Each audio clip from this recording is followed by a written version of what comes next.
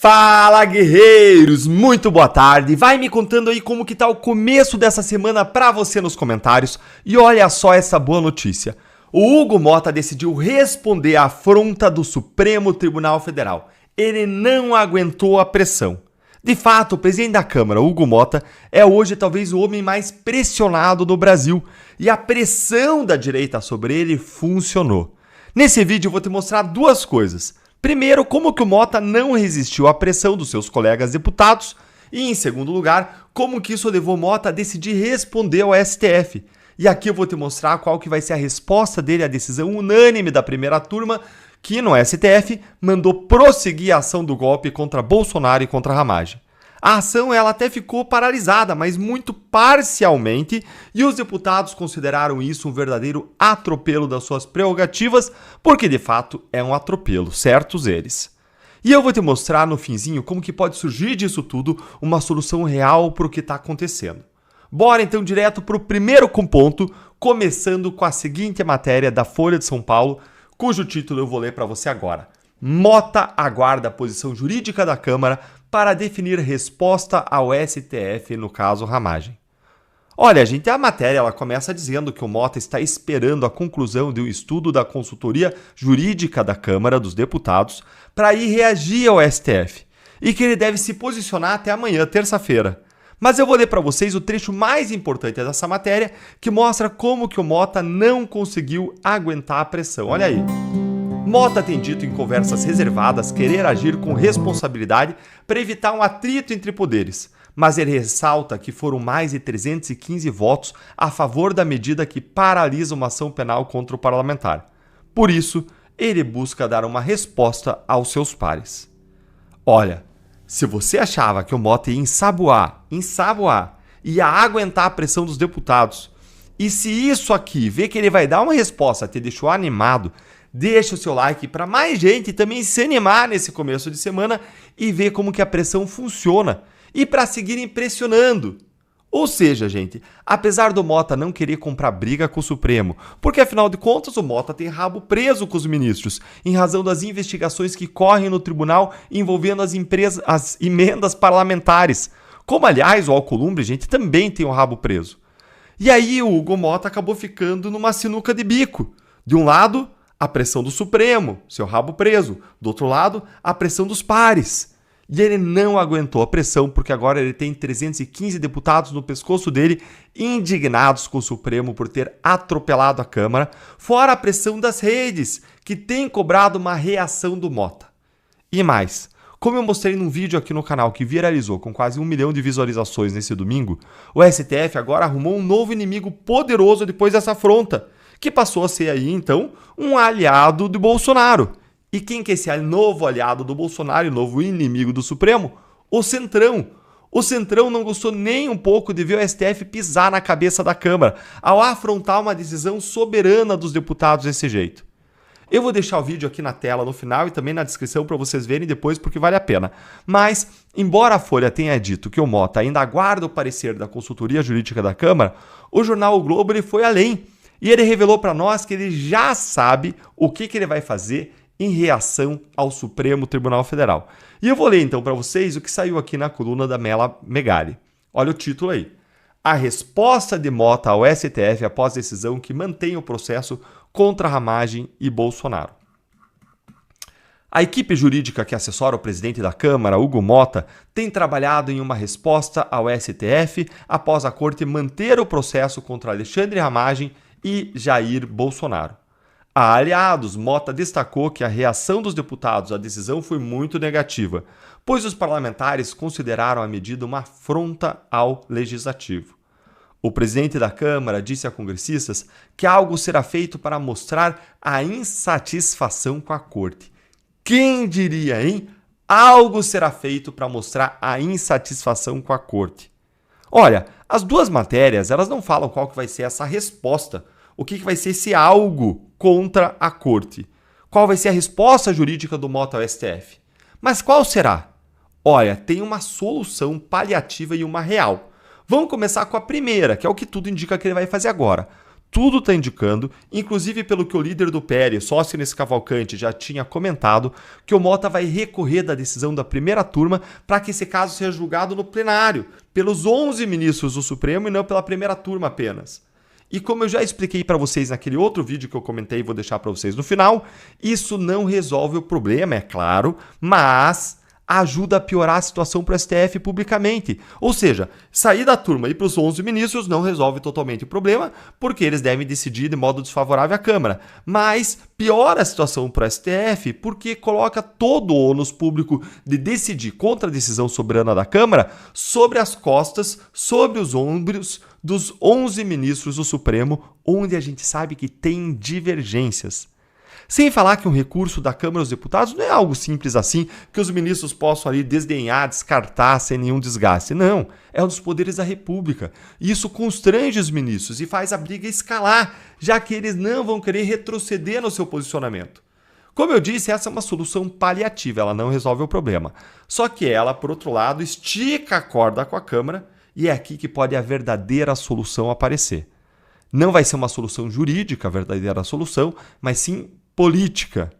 Se o STF escalar uma crise ao ponto de tornar um desrespeito à Câmara insuportável, nem o Mota, nem os deputados vão ter outra alternativa a não ser começar a retaliar o Supremo com as armas que eles têm à disposição, e são várias e são poderosas. CPI de abuso de autoridade, PEC que limita as decisões democráticas que foi aprovado no Senado está na Câmara, PEC de reforma do Judiciário, PEC que vai mudar a forma de escolha dos ministros do Supremo, e por aí vai. A solução ela vai ter que vir da política, depois que a crise escalar o suficiente, porque o STF é mesmo inganhável, o STF ele é supremo, mas, então, como ele não pode ganhar do Supremo no jurídico, na reação jurídica, eles podem ganhar na política, com as PECs, com as propostas, com as mudanças, com as políticas públicas. Olha, o STF eles decidem como quer e não tem para quem recorrer, mas a Câmara e o Senado podem criar soluções a partir da política que dobrem o Supremo Tribunal Federal. E agora eu quero ouvir a sua opinião. Você acha que o Mota ele vai cumprir a promessa que ele fez aos deputados e vai responder ao STF? Você acha que ele vai arriscar escalonamento? Porque ele tem uma série de armas à disposição, como eu mostrei, mas o Supremo também tem as deles. Me conta aí nos comentários o que você acha.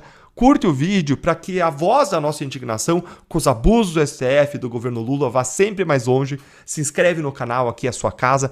Clica no sininho para você não perder análises como essa e se torne membro do canal para você receber conteúdos exclusivos, além dessa ser uma forma de você também estar apoiando o nosso trabalho. Um grande abraço. Fala, guerreiros! Olha, saiu o relatório do Pedro Vaca Villarreal da OEA sobre liberdade de expressão e ele não é nada bom. Eu vou mostrar para você agora nesse encontro duas coisas. Primeiro, que relatório que é esse da OEA, Deltan, que acabou de sair? E segundo, o que ele diz e por que ele é péssimo para a direita e para a luta pelas liberdades aqui no Brasil? Olha, você vai se revoltar como eu a cada nova revelação que eu vou te trazer aqui. Então vem comigo para o primeiro ponto com essa matéria aqui da Gazeta do Povo, que tem o seguinte título: Relatório da OEA ignora a censura do STF contra a direita e critica o quê? Critica a peruca do Nicolas. Hã? Que?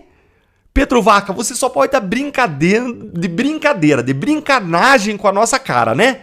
Olha, se a peruca do Nicolas é o que tem de errado no Brasil, na sua opinião, você tem que ser demitido do seu cargo porque você não está defendendo a liberdade. Você está defendendo a esquerda, é o wokeismo militante. Mas bora aqui entender, em primeiro lugar, que relatório que é esse. Esse aqui é o relatório anual sobre a liberdade de expressão da OEA nas Américas, ou seja, esse ainda não é aquele relatório específico sobre o Brasil que a gente está ansiosamente esperando. Isso é muito importante de esclarecer porque todos os anos a OEA divulga esse relatório anual sobre a liberdade de expressão nas Américas e embora ele ainda não seja sobre os casos específicos de censura do Brasil que o Pedro Vaca veio investigar aqui, ele toca em alguns desses casos e dá indicativos concretos do que o Pedro Vaca pode, de fato, incluir no relatório final dele sobre a visita que ele fez para o Brasil. Agora, dá uma olhadinha aqui comigo nesse absurdo. Eu vou ler aqui para você na matéria da Gazeta do Povo. Olha aí, vários personagens alvos de censura e alguns meios de comunicação, entre eles a Gazeta do Povo, fizeram para a OEA um levantamento detalhado dos casos mais graves de perseguição e de ataque contra a liberdade de expressão da direita, incluindo decisões do STF que resultaram em bloqueios de perfis, remoção de conteúdos e perseguições judiciais contra jornalistas e influenciadores críticos ao tribunal. Apesar da documentação apresentada, a maioria desses episódios não foi mencionada no relatório oficial. Isso aqui, gente, não é uma simples omissão do Pedro Vaca. Isso aqui é um verdadeiro desrespeito com os direitos humanos das vítimas de censura aqui no Brasil. É um desrespeito do Pedro Vaca com as responsabilidades do seu cargo. É um escárnio, é um tapa na cara, é um cuspe nas nossas faces. É um retrato de como que o viés ideológico cega. Como a visão da esquerda progressista do Pedro Vaca foi mais forte e cegou ele, pelo menos nesse relatório. Isso foi mais forte até essa cegueira ideológica do que a própria pressão política e financeira dos Estados Unidos para que a OEA faça justiça, para que a OEA combata a censura. Será que o Pedro Vaca ele acha que o Trump está de brincadeira?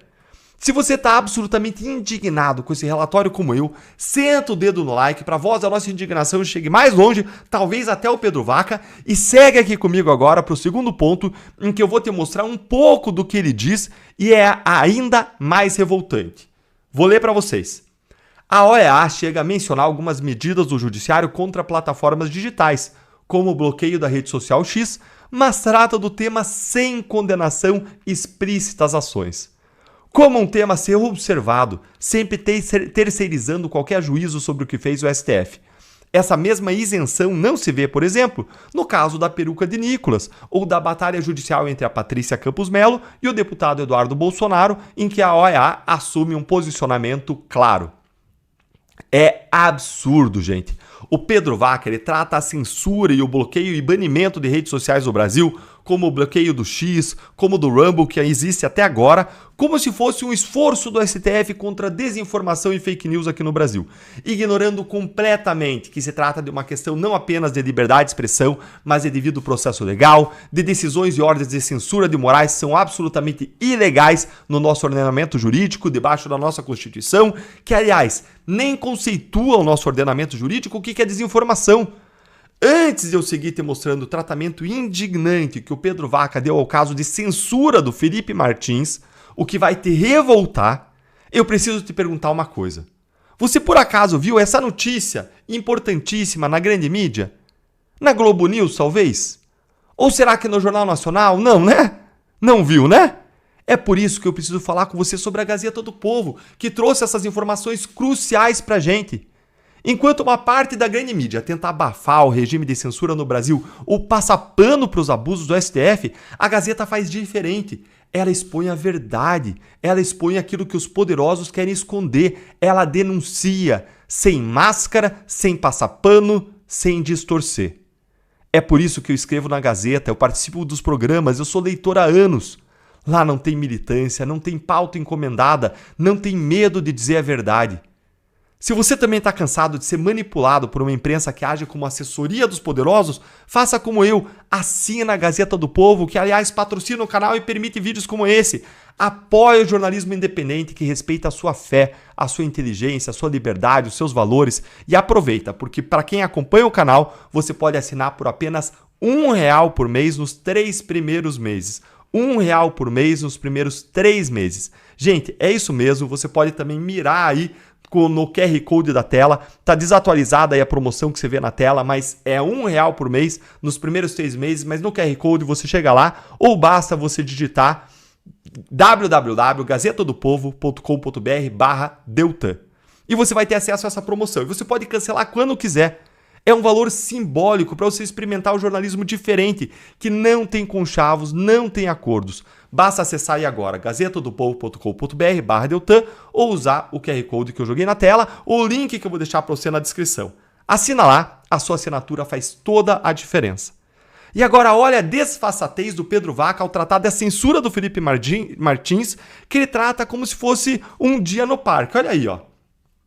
Vamos olhar juntos essa censura aqui, vou ler para vocês na matéria da Gazeta do Povo. A OEA também cita brevemente a censura imposta pelo STF a Felipe Martins, ex-assessor internacional da presidência do governo Bolsonaro, mas o faz sem qualquer reprovação. Martins não pode usar redes sociais nem dar entrevistas a veículos de comunicação sob pena de ser novamente preso. O episódio é descrito em tom neutro, como um fato administrativo, sem que a relatoria manifeste preocupação com o impacto da decisão sobre a liberdade de expressão. Isso aqui, gente, é pior do que revoltante, isso aqui é desesperador. Parece que nós, a direita, como vítimas desse regime de censura do STF, sentimos aqui como se a gente estivesse gritando a plenos pulmões no deserto, sem que ninguém nos ouça, sem que ninguém entenda o sofrimento que o STF está causando para milhares de brasileiros.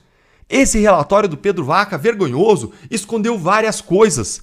Ele não falou sobre a censura do antagonista e da Cruzoé, não falou sobre a censura da Gazeta do Povo, não falou sobre o maior escândalo judicial da história do STF, a Vaza Toga, não falou sobre as denúncias de perseguição feitas pelo Eduardo Tagliaferro, ex-assessor do Moraes do TSE, não falou sobre as violações do STF à imunidade parlamentar do Nicolas, do Marcel, do Cabo Gilberto, e dava pra gente escrever um relatório inteiro sobre tudo, dava pra gente ficar falando a noite inteira aqui sobre o que faltou do relatório.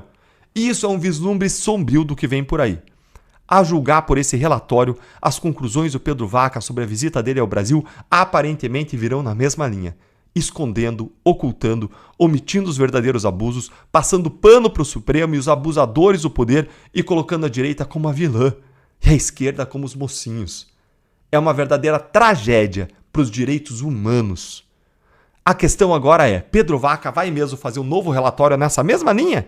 Mesmo com todas as ameaças do Trump e dos Estados Unidos de cortar o financiamento da OEA, se eles não levarem a sério a luta por direitos humanos, a luta contra a censura, a defesa das liberdades? É o que a gente ainda vai ver. Agora, é um banho frio, é um banho gelado nas nossas esperanças. Isso nos faz lembrar que a gente não pode parar de lutar, que a nossa esperança tem que estar em várias frentes. A gente tem que lutar, tem que manter a fé e a esperança, mas nunca numa pessoa, numa instituição, num órgão. Nós precisamos construir as nossas histórias. Nós precisamos lutar com a força dos nossos braços, com a nossa voz. A gente não pode se calar. Onde a gente vai hoje, a gente tem que falar das eleições de 2026, da importância de a gente encher o Senado com gente boa, encher a Câmara com gente boa, para a gente mudar o Brasil. Não pare, não perca a oportunidade de lutar e de fazer a diferença. E me deixa aqui o seu comentário sobre esse relatório revoltante e indignante, mas olha, não desista. Que isso sirva não para esfriar sua paixão, seu amor, mas para despertar, para renovar as energias, para dobrar o esforço.